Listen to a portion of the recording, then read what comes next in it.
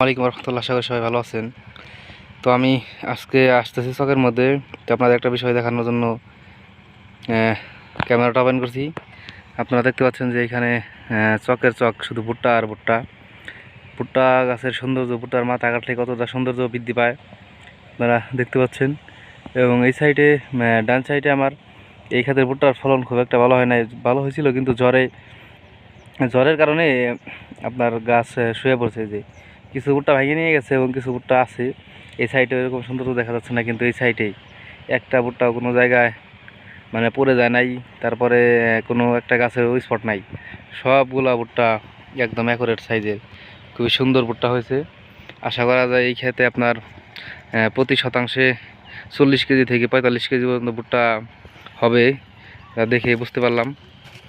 দেখছেন গাছের প্রত্যেকটা আপনার এই যে কলার ওজন কত গ্রাম হবে, মিনিমাম 100 গ্রাম বা 150 গ্রাম এরকম হতে পারে, বা 200 গ্রাম হইবেও, 200 গ্রাম এরকম হবে।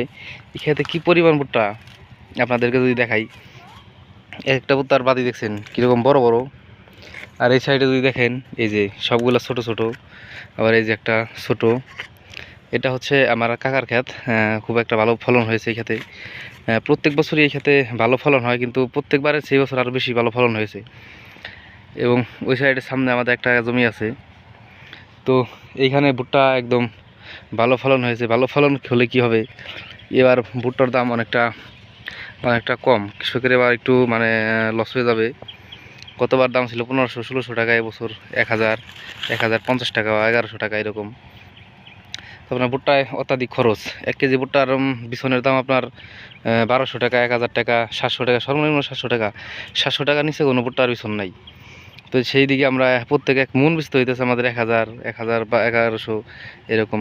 এখনও তো অফ সিজন, সবেমাত্র ভুট্টার এই শুরু হয়েছে সিজন, তারপরেও দাম একদম কম। হ্যাঁ, সিজনে বোঝা যাবে যে ভুট্টার দাম কীরকম হতে পারে। হয়তো 1000 টাকা বা তার নিচে চলে আসবে। 1000 টাকার নিচে চলে আসলে তো আমাদের কৃষকের একদম সর্বনাশ হয়ে যাবে। আপনার ভুট্টা খরচ প্রচুর।